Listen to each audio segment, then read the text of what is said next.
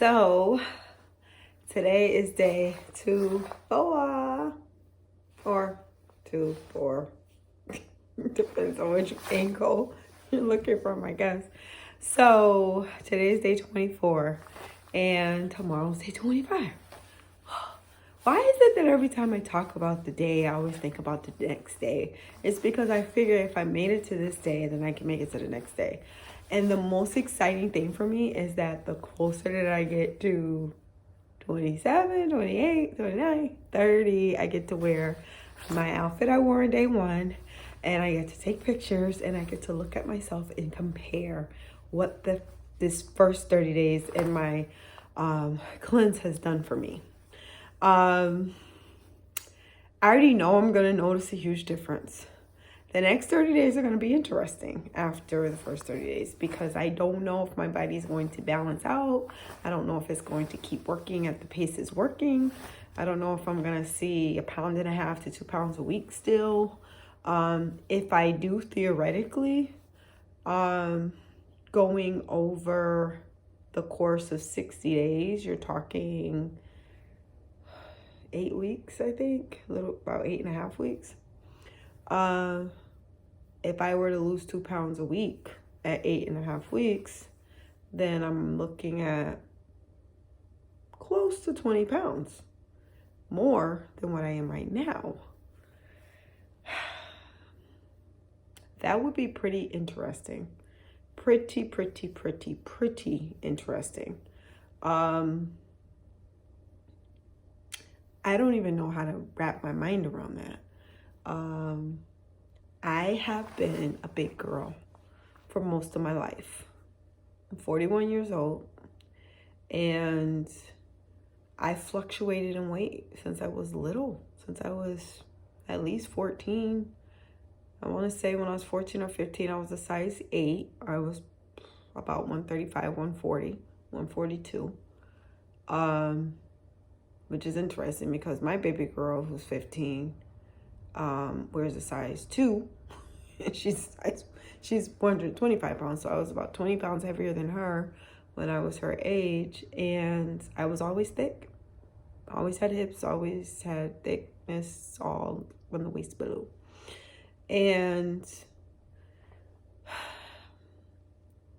I've struggled. You know, when I was around 16, I suffered from a tragic accident, and I ended up gaining a lot of weight. So I went from a size 8 to a size 16 in 1 year because I wasn't able to move. I wasn't able to exercise because of the accident. And then once I was able to start moving again and doing stuff, I lost the weight very quickly because literally it was gaining because I couldn't do anything.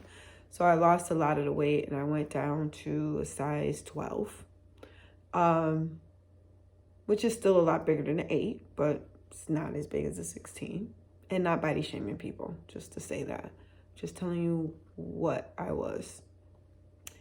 And then I went up and down. I fluctuated again. I went up to a 16, 18. And interestingly, this is the thing about the body. I never was in weight bigger than 165 when I was in my teens. But yet I went up to a size 16. And then I got to be a member of my church, and my church is very, very, very, very active. So I just became very active in my church, and literally just from being very active in my church, in 9 months, I went from a size 16 to a size 10, 12. Not trying to lose weight, I just did because I was so active. And not eating better either. But when you're young, your body can just handle all kinds of things that you throw at it. And so it wasn't until I started having children that my body changed. As I said to you a few days ago, I gained exactly 26 pounds with each of my kids. So I was 160 pounds, size 10, 12. More leaning towards 10. And I gained 26 pounds, so I was 186 at the end of each pregnancy. But for some reason, my first 2 pregnancies, I went right back down to 160-ish I was at like 160, 165. I kind of fluctuated between for my first 2 pregnancies. After I had my 3rd pregnancy, I went right back up to like 186. So I lost all the baby fat, and then I gained it all back somehow. And then that's when my body started to change. And then I went on Weight Watchers and did very well on Weight Watchers and exercising and everything, eating somewhat healthy. Not as good as I'm eating now, but somewhat. That's when I started learning about eating whole grains and more veggies and sweet potatoes and just things like that. Just learning not to eat a bunch of fried foods and different things of that nature. And I lost 20 of the 26 pounds.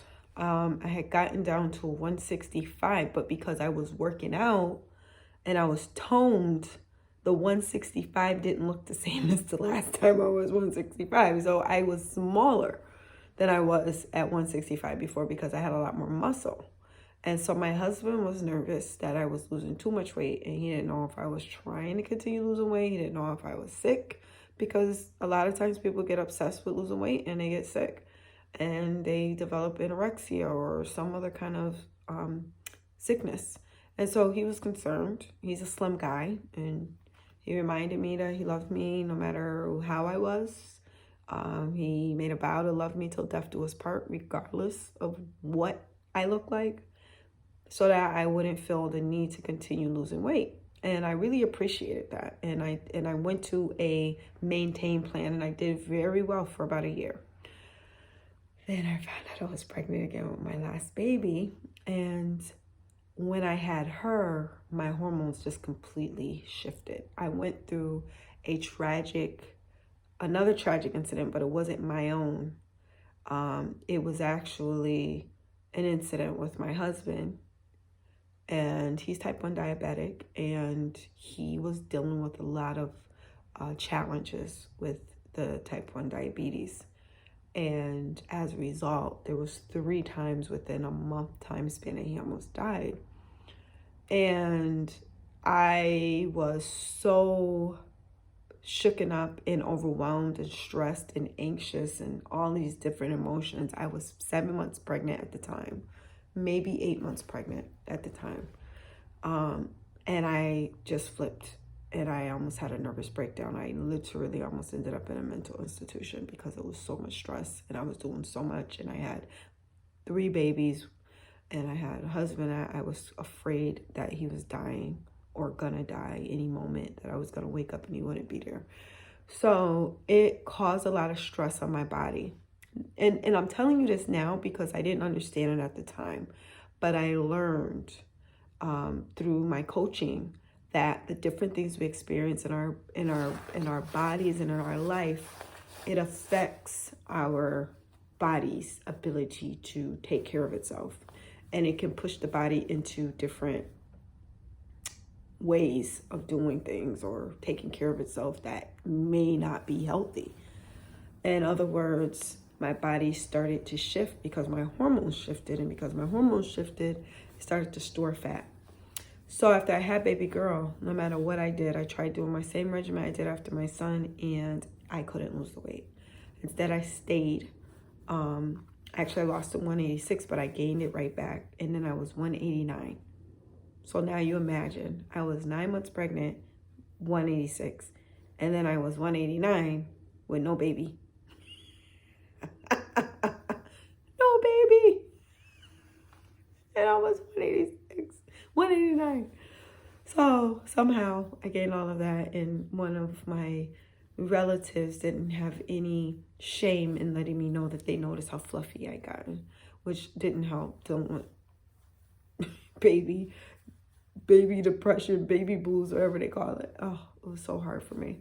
And from there, 11 years ago,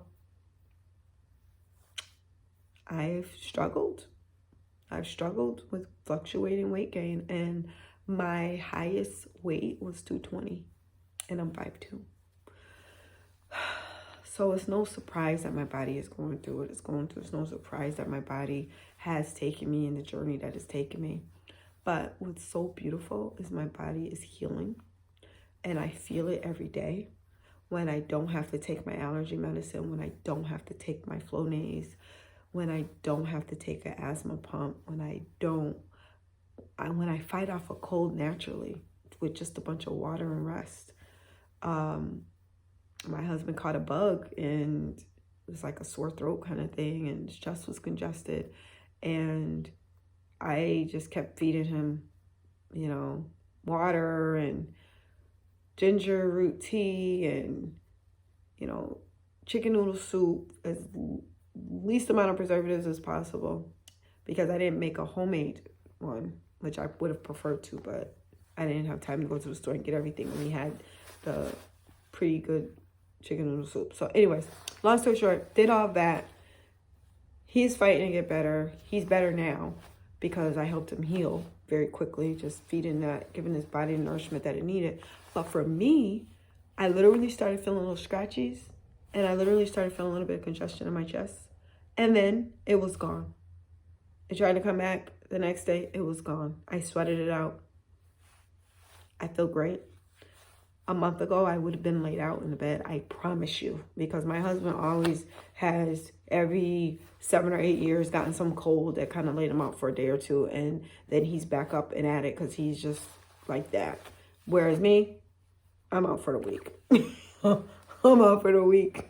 Can't do nothing but rest because my body couldn't take care of itself. But anyways, that's that. Gave you a good laugh, I hope. Hope you stayed tuned for 11 minutes because I went 3 minutes over what I thought I would. But anyways, just wanted to tell you how everything's going. My mom is still doing well. She starts her detox tomorrow, and she will go 3 days detox. So we will see how it goes. I know she's going to do it. I'm so excited for her. And then Thursday we go in for a check-in. And I'm really excited about it because I told you I've been watching those numbers. And I'm trying to figure out what I'm going to do with this lovely beauty for Mother's Day. It's a hot mess. It's a hot mess. But guess what? It's mine. All of it. This is all mine.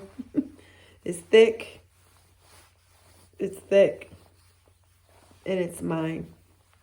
It's mine. I haven't been putting a lot of gel or anything on it because I really don't know what I'm doing to it. I work from home 3 times a week, so I haven't had to figure it out, but I will need to figure something out for tomorrow because I actually have to go in the office and I can't go in there looking like this.